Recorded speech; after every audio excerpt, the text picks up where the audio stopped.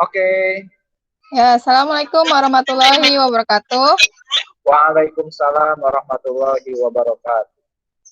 Ya, apa kabar Bapak Ibu semua? Baik Bu, sehat. Ya, salam olahraga.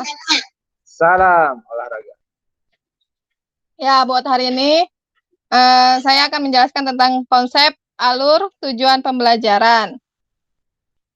Dengan saya sendiri, Wisudarsi dari SMK Negeri 1 Kemang. Ya, dari Kabupaten Bogor, Bapak Ibu. Next. Ya, bisa dilihat. Masih ingatkah ini Pak, Bu? Masih ingat? Masih ingat tentang materi ini? Masih. Masih, ya. Ini tentang profil pelajar Pancasila. Ya, ada 6 dimensi ya. Ada 6 dimensi profil pelajar Pancasila. Ya. Lanjut. Sebelum masuk ke alur, kita masuk dulu tentang prinsip penyusunan alur pembelajaran. Di situ ada adaptif, sederhana, dan informatif, yaitu penulis bisa menulis dengan modul yang sederhana, tidak ambigu, atau ada dua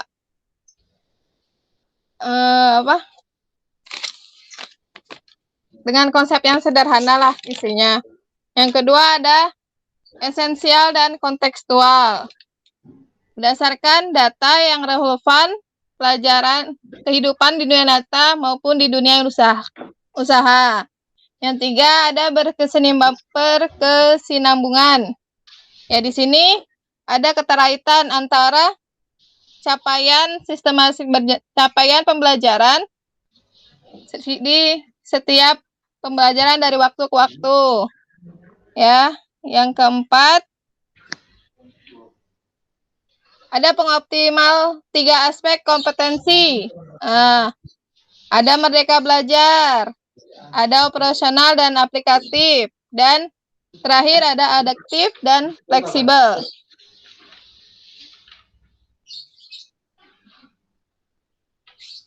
Ya, sebelum lanjut, kita lihat dulu.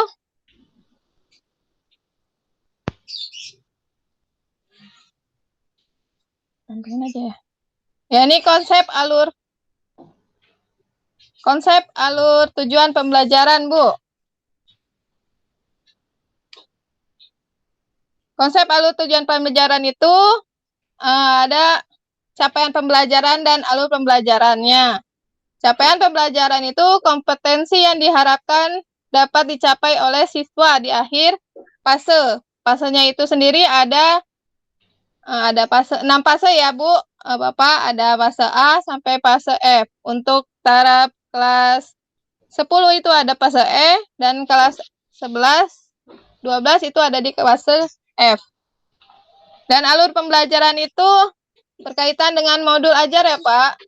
Modul ajar pembelajaran itu rangkaian tujuan pembelajaran yang disusun secara sistematis dengan urutan pembelajaran dari awal sampai akhir suatu fase. Kalau dulu alur pembelajaran ini bisa disebut dengan RPP ya, Pak.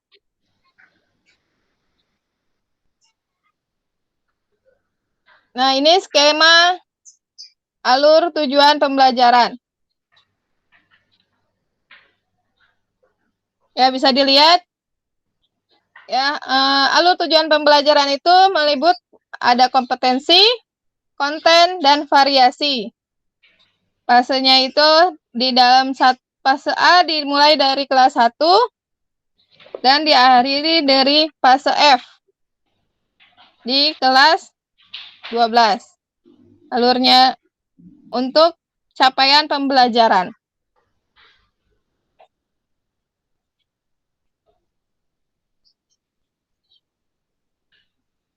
berkaitan dengan modul. Nah, ini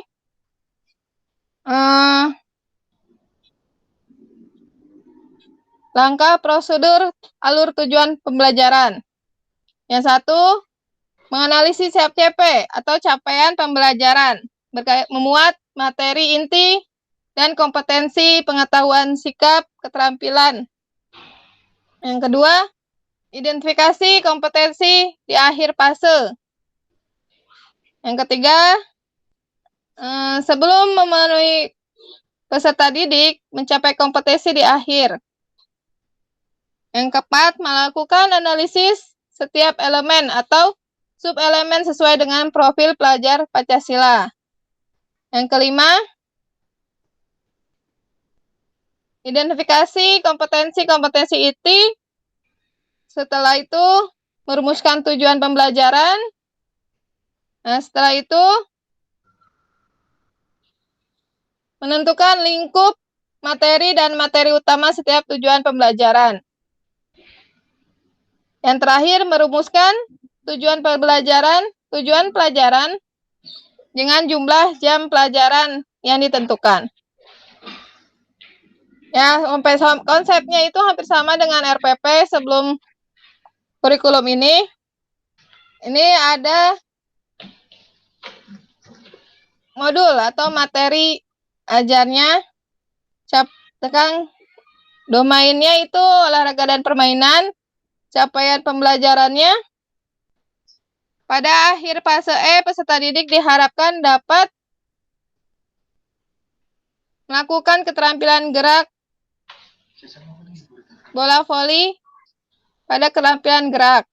Capaiannya, pembelajarannya, peserta didik dapat memahami dan menerapkan teknik dasar permainan bola voli. Di sini ada materinya, ada modulnya, dan ada jam pelajarannya. Ya, bisa dilihat. Yang satu, peserta didik mampu menjelaskan asal mula sejarah permainan bola voli. Yang kedua, peserta didik mampu memahami teknik dasar bola voli. Yang ketiga, peserta didik mampu menyebutkan macam-macam teknik dalam permainan voli. Keempat, peserta didik mampu menjelaskan peraturan permainan bola voli. Yang kelima, peserta didik mampu memahami tentang strategi dan dalam permainan bola voli.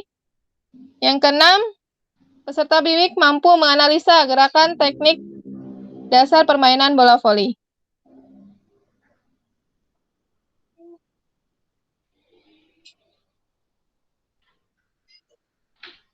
Ada yang ditanyakan, Bapak Ibu?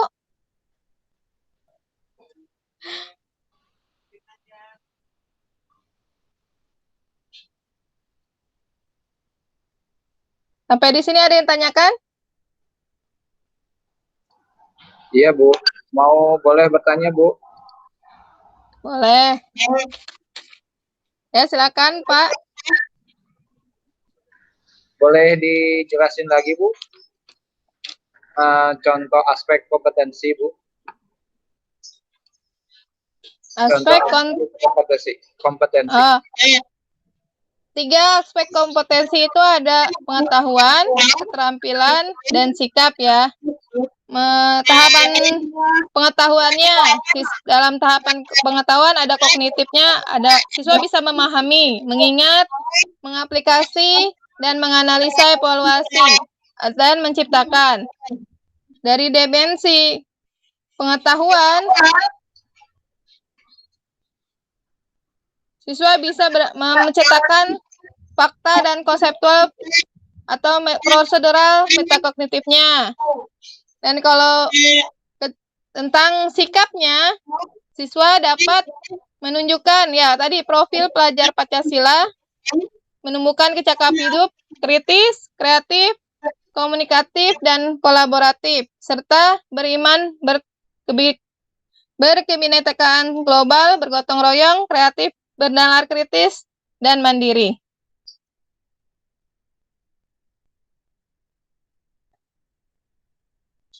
Ada lagi, Pak?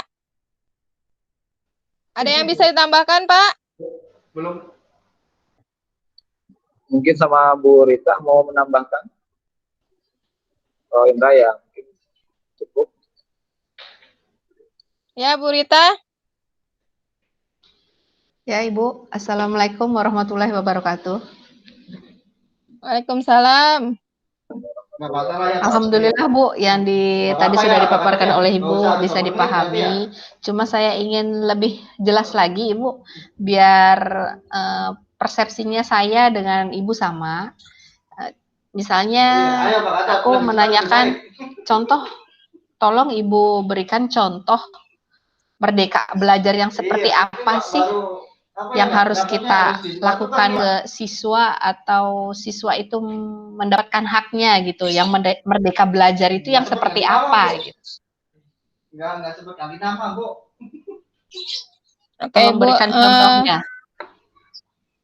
Ya, merdeka belajar sendiri itu adalah kecepatan belajar atau gaya belajar anak atau minat anak sendiri ya, dengan konsep merdeka. Atau setiap peserta didik itu kan unik ya, Bu ya. Dia bisa karakteristik anak itu beda-beda. Dan kita melihat gaya belajarnya anak itu seperti apa.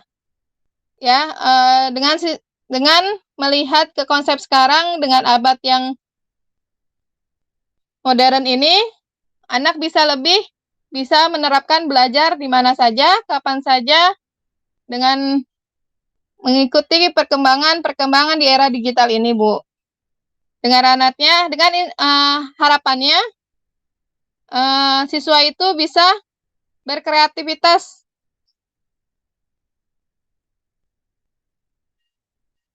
bisa berpikir kritis dan bisa kreatif mungkin, Bu. Oh, jadi yang dinamakan merdeka belajar itu berarti siswa itu diberikan kebebasan sebebas mungkin gitu, Bu? Atau gimana, Bu? Ya, Bu. Dengan konsepnya, ya anak tetap diarahkan bebas, ya, Pak? Ya, gitu. Tetap diarahkan. Ya, memang benar, tetap diarahkan, tapi dengan keunikannya mereka, keterbatasan mereka, dan intinya mereka belajar mengekspor dirinya sendiri gitu, Bu. Oh ya gitu, Bu. Iya ya. Terima kasih, Bu, pemaparannya sudah jelas. Ya, mohon maaf, Bu, Bapak kalau ada salah kata. Oh ya, sudah jelas? Alhamdulillah, Ibu, udah jelas, Ibu. Oke. Alhamdulillah, Bu. Alhamdulillah. Oke, kita boleh ice breaking dulu, Bu? Mangga, Ibu, Bapak. mangga. Boleh, mangga. Ini masih konsep yang lama, ya. Ada 3 gambar, Bu. Bapak. Oh iya, Bu. Ya, dari 3 gambar ini ekspresikan ya melalui mik-mik muka Ibu. Nanti saya tunjukkan gambarnya. Ya. Ini apa, Bu? Bu, senyum. Senyum. Ya. Ini cemberut. Kalau yang ini? Ya, mangga, Bu. Apa itu, Bu? Pak Indra, apa itu? Oh, Pak. Lop-lop, Pak.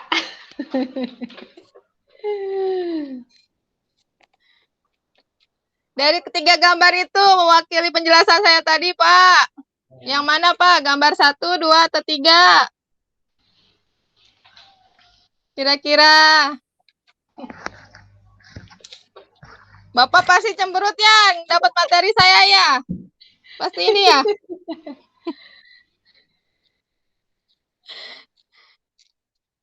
Suaranya Pak diaktifin. Bapak pasti ini ya. Ini apa ini, Pak? Nggak kelihatan, itu foto. Oh, foto. Nggak kelihatan, Bu. Iya. Ya mimik ya Pak, ekspresi ini. Ya, buat Bapak dan Ibu saya inilah ya. Terima kasih ya Pak, Ibu sudah Sama-sama Ibu, sama-sama. proses Bu. pembelajaran ini. Semoga kedepannya bisa lebih baik lagi. Amin. Amin, amin. Ya, Assalamualaikum warahmatullahi wabarakatuh. Terima kasih Bapak Ibu. Waalaikumsalam warahmatullahi wabarakatuh. Ya, Bu.